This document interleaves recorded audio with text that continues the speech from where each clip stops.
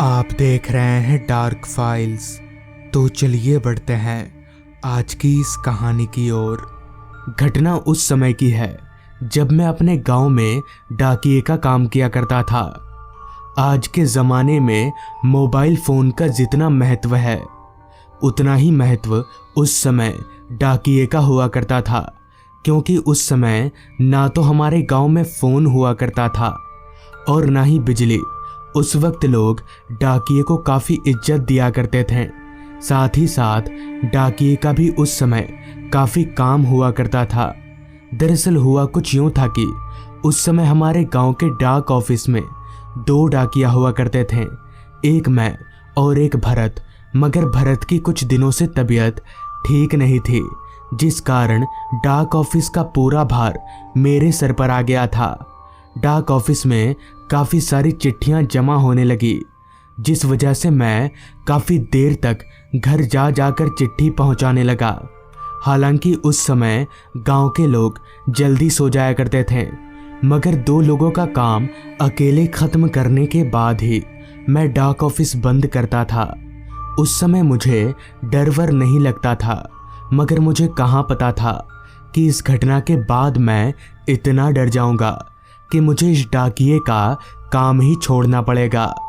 खैर, एक दिन सुबह से ही काफ़ी मेहनत करने के बाद मैंने काफ़ी सारी चिट्ठियाँ घरों में पहुँचा दी और बाकी बचे चिट्ठियों को देखा तो उनका पता दूसरे गांव का था, मगर उन्हें आज के आज ही पहुँचाना ज़रूरी था। जिसके बाद मैंने घड़ी में वक्त देखा तो वक्त हो रहा था दोपहर के 3:30 बजे का। लिहाजा मैं सारे चिट्ठियों को लेकर दूसरे गांव की तरफ चलता बना। हमारे गांव से सामपुर गांव पैदल चलकर जाने में करीब 1 घंटे का वक्त लगता था, तो अभी मुझे काफ़ी पैदल चलना पड़ेगा। कुछ दूर चलने के बाद मैंने अपने मन ही मन में कहा, क्यों ना रामू की दुकान पर चाय पीकर आगे चला जाए। इतना बोलते ही मैं रामू की दुकान पर चाय पीने चला गया। अभी मैं चाय पी ही रहा था कि तभी रामू ने कहा, क्या डाकिया साहब, आज किधर जा रहे हैं? इस पर मैंने कहा, वो मैं आज सामपुर गांव जा रहा हूं। तो सामपुर गांव का नाम सुनते ही रामू एकदम से चुप हो गया और फिर अचानक अपनी चुप्पी तोड़ते हुए बोला, डाकिया साहब, वापस लौटते लौटते तो काफ़ी रात हो जाएगी, तो ज़रा संभल कर आइएगा, क्योंकि सामपुर गांव का रास्ता ठीक नहीं है। जिस पर मैंने रामू से कहा, यह क्या बोल रहा है तू? तुझे पता है ना मैं इन सब बातों पर विश्वास नहीं करता। इतना बोलने के बाद मैंने जल्दी से अपना चाय पिया और प्याला फेंकते हुए सामपुर गांव की तरफ चलता बना। खैर, करीब 1 घंटा पैदल चलने के बाद तकरीबन शाम के 5 बजे मैं सामपुर गांव पहुंचा और फटाफट से चिट्ठियों को उनके पते पर पहुंचाने लगा। सारी चिट्ठी पहुंचाते पहुंचाते कब 3 घंटे निकल गए पता ही नहीं चला। फिर जब मैंने अपनी घड़ी में वक्त देखा तो वक्त हो रहा था रात के 8 बजे का।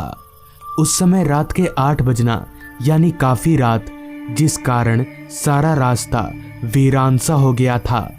खैर, मैं वहाँ और समय जाया ना करके अपने गांव की तरफ आगे बढ़ने लगा।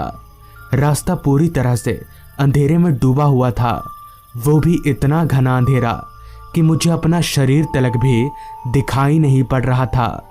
अमूमन मैं रात को हर वक्त अपने साथ एक टॉर्च रखता हूँ, लेकिन आज मैं अपना टॉर्च डाक ऑफिस में छोड़कर आया था, जिस कारण मैं चांद की धुंधली रोशनी के सहारे ही आगे बढ़े जा रहा था। उस रास्ते पर सन्नाटा इतना छाया हुआ था कि दूर कहीं से ट्रेन की आवाज़ मुझे साफ साफ सुनाई पड़ रही थी। साथ ही साथ बीच बीच में आ रही रात कीड़ों की आवाज़ें उस माहौल को और भी ज़्यादा सुनसान बना रही थी। एक तो काफ़ी रात, ऊपर से इतना सुनसान रास्ते को देखकर मैंने अपने मन ही मन में कहा, अगर कोई सवारी मिल जाए तो मैं उसी के सहारे गांव चला जाऊंगा, वैसे भी काफ़ी थक चुका हूँ।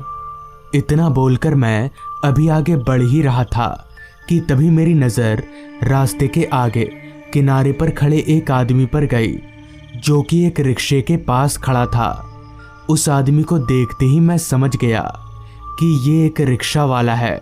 साथ ही साथ उस रिक्शे वाले को देखकर मुझे काफ़ी खुशी महसूस हुई कि अब मुझे पैदल चलना नहीं पड़ेगा।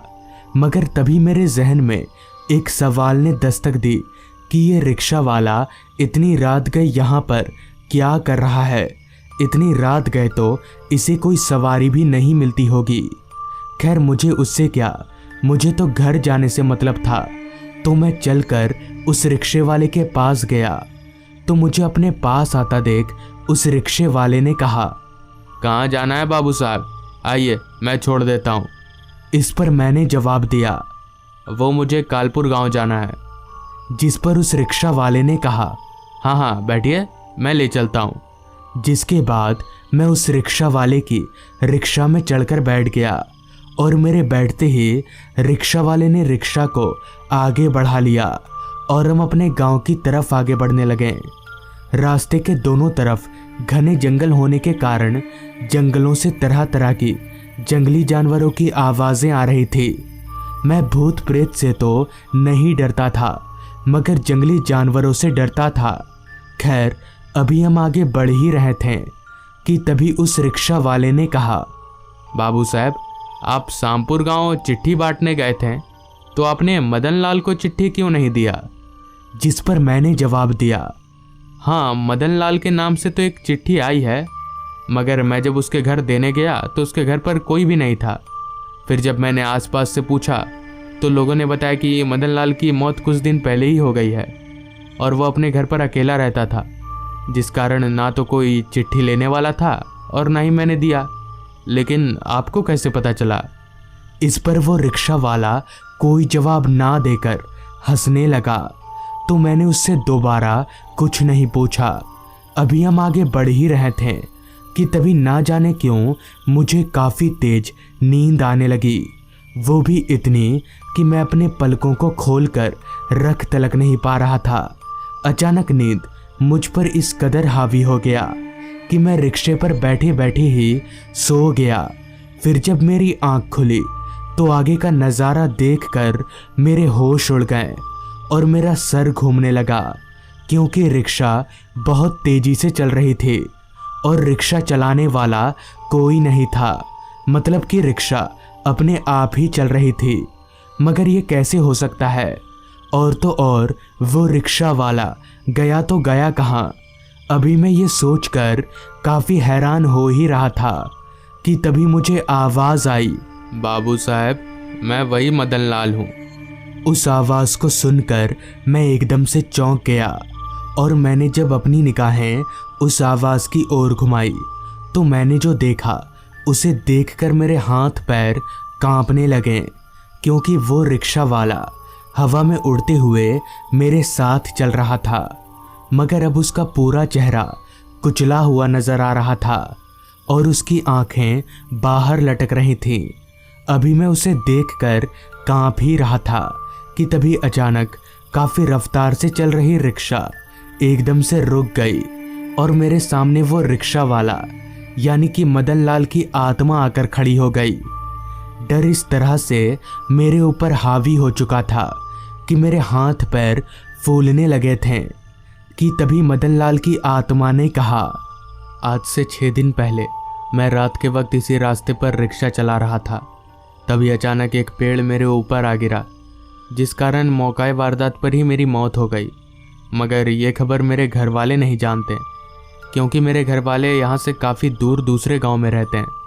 और आप मेरे घर वालों के पास जाकर मेरी मौत की खबर बता देना, क्योंकि जब तक मेरा अंतिम संस्कार नहीं होगा तब तक मेरी आत्मा को शांति नहीं मिलेगी और मेरी आत्मा यहीं पर भटकती रहेगी। इतना बोलकर मदन लाल की आत्मा हवा में धुआं हो गई और मैं सीधे अपने घर चला आया और दूसरे दिन मदन लाल के घर वालों के पास जाकर पूरी बात बता दी। तो दोस्तों, ये थी आज की कहानी। अगर आपको ये कहानी अच्छी लगी हो तो चैनल को ज़रूर सब्सक्राइब कर लें। तो मैं आपका दोस्त आर्यन जल्द ही मिलूँगा आपसे ऐसी ही एक कहानी के साथ।